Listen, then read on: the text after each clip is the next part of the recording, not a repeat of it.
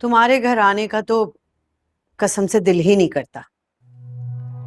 होती ना मेरी जोया तुम्हारी बहू तो अभी आराम से टांग पे टांग रख के बैठे होते, इस तरह परेशान तो ना होते ना कम से कम। तनी कहां से उस चुड़ैल लड़की ने ना हमारे बेटे को फांस लिया। मैंने आपसे पहले भी कहा है कि फैसले जो हैं वो वक्त की मुनासिबत को देख के किए जाते हैं। अगर इस वक्त आप 2 कदम पीछे हट जाएंगी तो कोई बेहतरी की उम्मीद पैदा हो सकती है, लेकिन आप तो चाहती हैं कि मेरे पास कोई जादू की छड़ी हो, मैं घुमाऊं तो हर चीज ठीक हो जाए। नहीं, ऐसा नहीं हो सकता।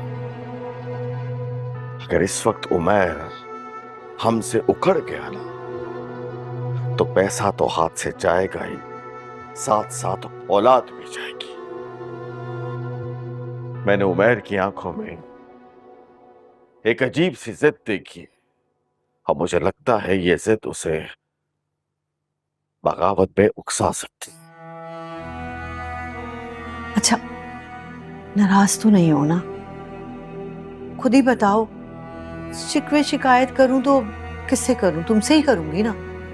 और रही बात मशवरे की, तो मैं तो बस यही कहूंगी कि भाई सादगी से निकाह करो और लड़की घर ले आओ। भाई कौन से इतने आला खानदान की ऊंचे घर की है कि हम उसके मुकाबले पे अपनी शान दिखाएं? बस निकाह करो और ले आओ लड़की। मैं तो चाहता हूं कि वो लड़की अभी और इसी वक्त इस घर में आ जाए। है? वो क्यों? है कोई वजह? भैया भाई, कहीं तुम भी तो वही नहीं सोच रहे जो मैं सोच रही हूँ?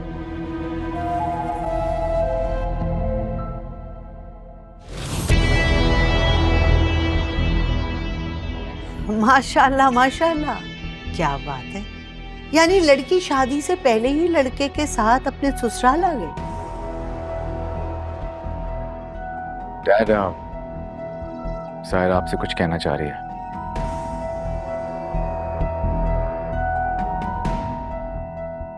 अस्सलाम वालेकुम अंकल। वालेकुम अस्सलाम।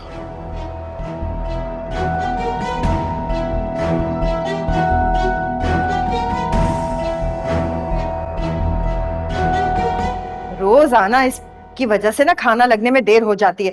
पूजा, ये बानो कहाँ रह गई है? बानो, फिर तुम्हारी वजह से खाना देर से लगेगा ना। कहाँ रह गई थी तुम? और पता है अभी तक रोटियां तक नहीं डली। जी मैं अभी बोल देती हूँ। बीबी जी बाहर ना वो आई हैं। हाँ मुझे पता है आप आई हुई हैं, इसीलिए तो कह रही हूँ जल्दी जल्दी खाना लगवाओ, रोटियां पकवाओ।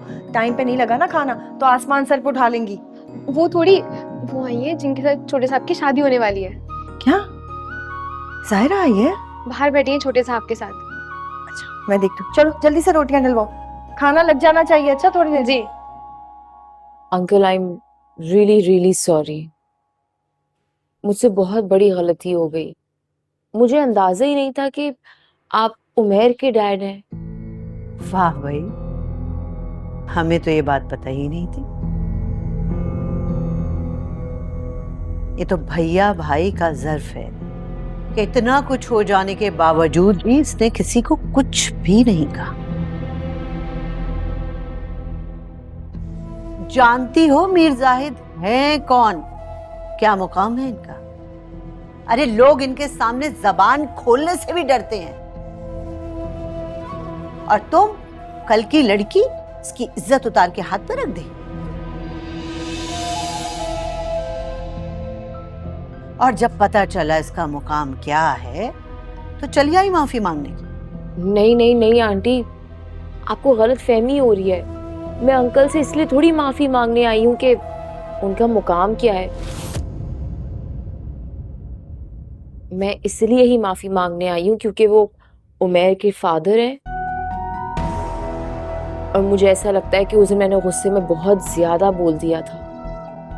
हाँ तो तुम कोई एक्चुअली हकीकत ये है कि तुम जानते नहीं थी कि मैं कौन हूं, मेरा मकाम क्या है, लेकिन उसके बावजूद तुम आज यहां बैठी हो। यकीनन तुम्हें उमैर ने कहा होगा।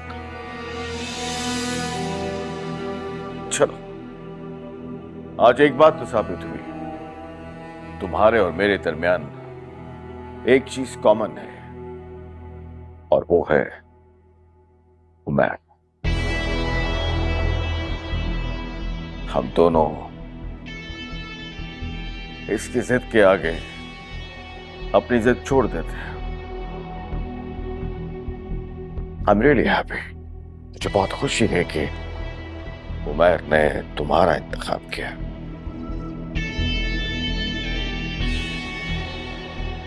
तो आपने मुझे माफ कर दिया? माफी तो तब मांगी जाती है जब इंसान कोई गलती करे।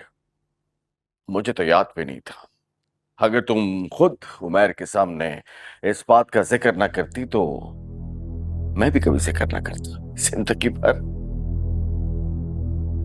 देखा Zara, my dad is amazing.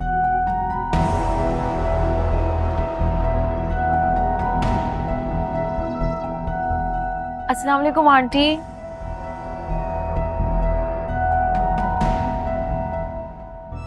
कैसी हो?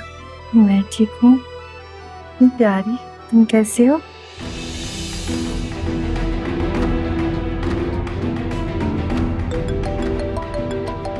सॉरी। हेलो। हाँ ठीक है। हाँ सही है, कल डिस्कस करते हैं। वाह भाई वाह, इस कल की लड़की ने तुम्हें तो चारों शाने चित कर दिया। तुम तो मुझे कह रहे थे कि अगर उमैर की बात ना मानी तो पुरानी जिंदगी में हम पहला कदम रखेंगे, मगर आज इस लड़की के तेवर देखकर मैं तुम्हें बताए देती हूँ कि उमैर को हाँ कह के तुमने पुरानी जिंदगी में पहला कदम रख दिया।